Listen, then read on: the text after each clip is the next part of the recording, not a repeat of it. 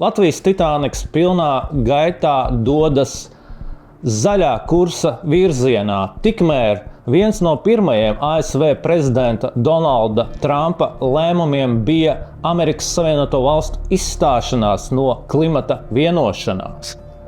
Tātad viens no pirmajiem Trumpa lēmumiem bija Amerikas Savienoto Valstu iziešana no pasaules galvenās klimata vienošanās. Un šis ilgtspējas likums, kas uzliek šīs Latvijas saistības, izriet no starptautiskajām klimata saistībām. Vēl jau vairāk ASV prezidents no ANO tribīnes klimata pārmaiņas ir nosaucis par lielāko krāpšanu pasaules vēsturē. Klimata pārmaiņas ir lielākā krāpšana, kas jebkad pasaulē ir notikusi pēc manām domām. Klimata pārmaiņas vienalga, kas notiek, nav vairs globālā atdzišana vai globālā sasilšana.